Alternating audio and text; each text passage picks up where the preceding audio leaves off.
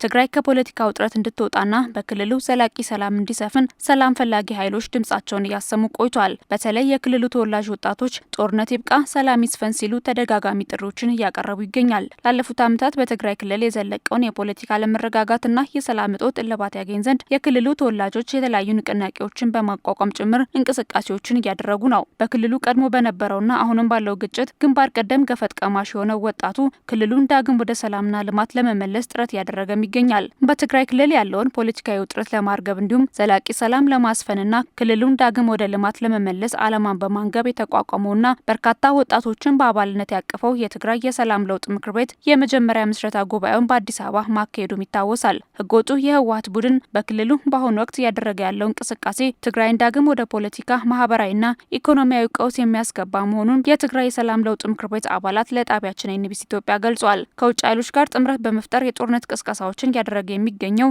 የህወሓት ቡድንን በቃ ሊባል እንደሚገባም አንስተዋል። እንደሚታወቀው የሰላም መጥፎ የለውም፣ የጦርነት ጥሩ የለውም። ስለዚህ ወጣቱ ወደ ጦርነት ሳይሆን ወደ ሰላም መጥቶ በመነጋገር ከትላላቅ የፖለቲካ ወይም ደግሞ ከምሁራኖች ጋር በመነጋገር ለሀገሩ ሰላም ማበርከት እንዳለበትና ለጦርነት የሚያሳልፈው ሳይሆን ወደ ሰላም የሚሄድበትን መንገድ በደንብ አድርጎ መያዝ አለበት ብለን እናስባለን። በትግራይ ጦርነት እንዳይካሄድ በቃ መባል አለበት። ትግራይ ላይ ያለ ኃይል አልዋጋም ማለት አለበት። ምክንያቱም ከአሁን በፊት ያደረግናቸው ትግል ምንም አይነት ጥቅም አላገኘበት። ደብረጽዮንን ወደ ስልጣን ከመምጣት ይልቅ አንድም ታከል አላመጣንም። ይሄንን ደግሞ የትግራይ ወጣት የባለፈውን ስህተቱ ቆም ብሎ ማሰብ አለበት። መጪው ጊዜ ወጣቱ ነው። ስለዚህ ወጣቱ የራሱን ጊዜ በራሱ መወሰን አለበት። ለውጡ እንዲመጣም የበኩሉን መዋጣት አለበት ማለት በእርግጥ እየታገለም ነው።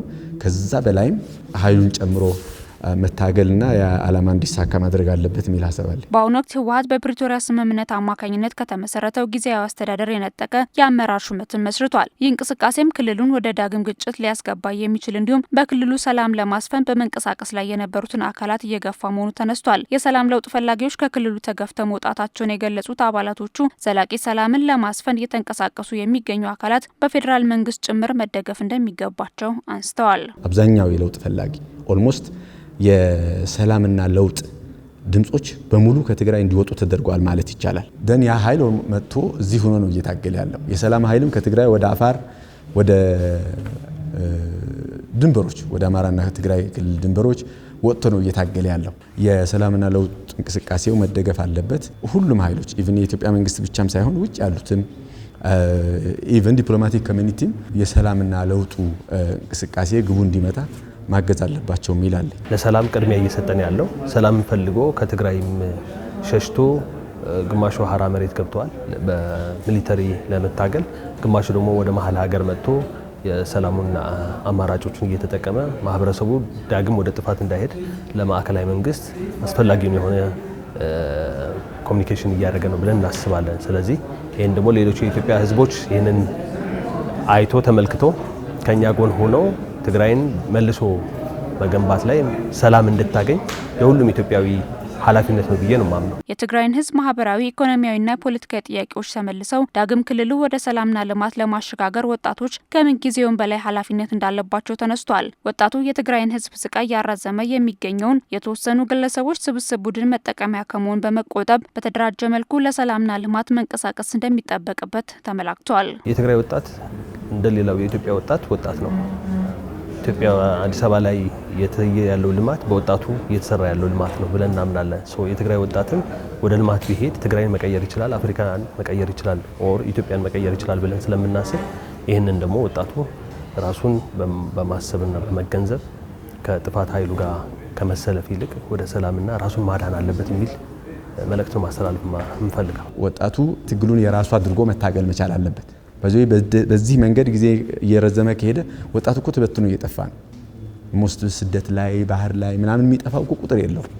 ስለዚህ እንደዚህ አይነት ሁኔታ ስለሆነ ሙሉ በሙሉ ወጣቱ ከሚጠፋ እንደዚህ አይነት ኢኒሼቲቮችን እንቅስቃሴዎችን ደግፎ የራሱን መንግስት የራሱን አስተዳደር ቢፈጥር የተሻለ ነው የሚሆነውና ስለዚህ ይሄ ትግል ላይ የቻለውን ሁሉ መስጠት መቻል አለበት ብዬ ነው ማስበው። የኢትዮጵያ ሕዝብና የፌደራል መንግስት ከትግራይ ሕዝብ ጎን ሊቆም እንደሚገባ ሰላም ፈላጊ ወጣቶቹ ጥሪ አቅርበዋል። የትግራይ ሕዝብም ክልሉን ወደ አስቸጋሪ ሁኔታ ያስገባውን የህወሓት ቡድን ሊቃወም እንደሚገባውም ተመላክቷል። የፖለቲካ ድርጅት ስህተት የህዝብ ስህተት ሆኖ አያውቅም። ህዝብና ቲፒኤልኤፍ መለያየት አለበት። የትግራይ ሁኔታ ለነገ የሚባል ሁኔታ አይደለም አሁን የደረሰበት። ከፖለቲካሊ እጅግ በጣም ወርዶ ህዝባችን በጣም ትልቅ ስቃይ ላይ ነው ያለው። ፌደራል መንግስቱ በዚህ ነገ የሚባል ጉዳይ እንዲያደርገው ፈልጋለሁ። ለሰላም ደግሞ የማይደራደር በኢትዮጵያዊነቱ የማይደራደር ማህበረሰብ እንደሆነ የሚታወቅ ነው። አሁን ባለው ሁኔታ ግን ከዚህ ኋላ ቀር ቲም ብዙ መስዋዕትነት እንዲከፍል እየተገደደ ነው ያለው። ስለዚህ ይህን መስዋዕትነት በፍጹም መክፈል እንደሌለበትና አሁንም ባህሎችና እሴቶችን ጠብቆ ከኢትዮጵያውያን ወንድሞችና እህቶች ጋር ሆኖ እችን ሀገር ወደፊት ይወስዳታል ብለን እናስባለን።